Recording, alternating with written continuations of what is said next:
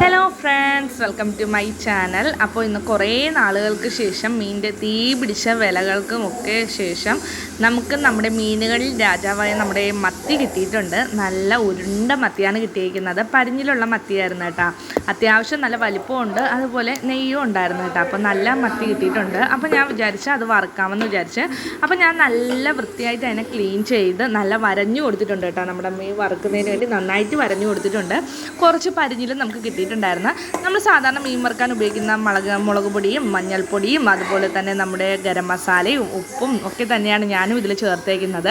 കാരണം ഇതൊക്കെയാണല്ലോ നമ്മുടെ നാടൻ മസാലകൾ. ഇതൊക്കെ ചേർത്തിട്ട് പൊരിക്കുമ്പോൾ ഉള്ള ഒരു സ്പെഷ്യൽ ടേസ്റ്റ് ഉണ്ട്. അമ്മോ, അത് പറഞ്ഞറിയിക്കാൻ പറ്റാത്തൊരു ടേസ്റ്റാട്ടാ. നന്നായിട്ട് മസാല തേച്ച് പിടിപ്പിച്ച് കൊടുത്തിട്ടുണ്ട് കേട്ടോ.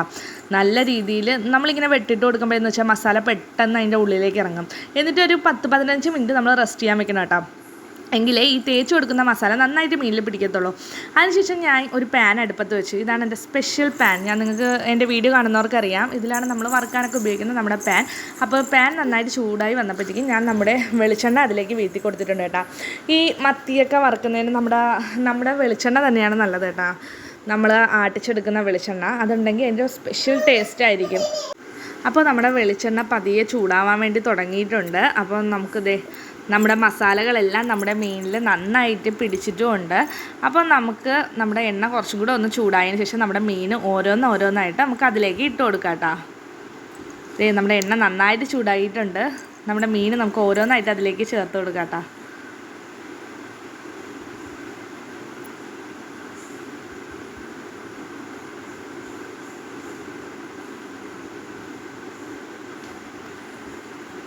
അപ്പോൾ നമ്മുടെ മീനൊക്കെ അതിൽ വെച്ച് കൊടുത്തിട്ടുണ്ട്. പിന്നെ കുറച്ച് പരിഞ്ഞിലുണ്ടായിരുന്നു, ഞാൻ പറഞ്ഞില്ലേ പരിഞ്ഞിലുള്ള സീസണാണ്. അപ്പോൾ പരിഞ്ഞിലുണ്ടായിരുന്നു, അതും കൂടി ഞാൻ അതിൻ്റെ സൈഡിലേക്ക് വെച്ച് കൊടുക്കുന്നുണ്ട് കേട്ടോ. മീനിൻ്റെ വേവിൻ്റെ അത്ര വേവ് നമ്മുടെ പരിഞ്ഞിലിന് ആവശ്യമില്ല. അപ്പോൾ നമ്മുടെ പരിഞ്ഞിലിടയ്ക്ക് വെച്ച് എടുക്കേണ്ടി വരും.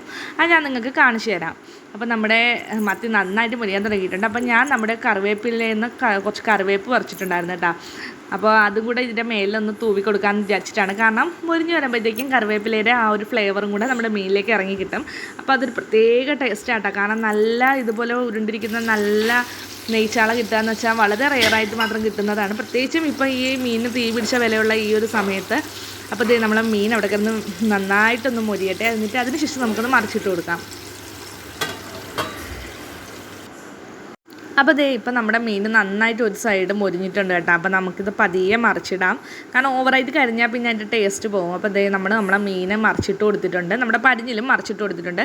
പരിഞ്ഞിൽ അധികം വൈകാതെ നമുക്കിനി കുറച്ചും കൂടെ കഴിയുമ്പോൾ എടുക്കാം കേട്ടോ. കാരണം അല്ലെങ്കിൽ അത് കരിഞ്ഞു പിടിക്കാൻ തുടങ്ങും, പിന്നെ ഒരു ടേസ്റ്റ് കാണില്ല. അപ്പം നമ്മുടെ മീൻ നന്നായിട്ട് എണ്ണയിൽ കിടന്ന് നന്നായിട്ട് മൊരിയുന്നുണ്ട്. ആ വെട്ടൊക്കെ നല്ല തെളിഞ്ഞ് കാണാട്ടോ. നമ്മൾ ഇട്ട് കൊടുത്ത ആ വെട്ട് അതിൽ മസാല പിടിച്ച് നല്ല രീതിയിൽ മസാല പിടിച്ചിട്ടാണ് നമ്മുടെ മീനിപ്പം ഫ്രൈ ആയിക്കൊണ്ടിരിക്കുന്നത്. അപ്പോൾ നമ്മുടെ മീൻ നന്നായിട്ട് ഫ്രൈ ആയിട്ടുണ്ട് കേട്ടോ, 2 സൈഡ്. അപ്പോൾ നമുക്കിനി ഇതൊരു പാത്രത്തിലേക്ക് മാറ്റി കൊടുക്കാം. അപ്പോൾ കണ്ടില്ലേ, നമ്മുടെ പരിഞ്ഞിലും നമ്മുടെ ചാളമീനും നന്നായിട്ട് ഫ്രൈ ആയിട്ടുണ്ട്.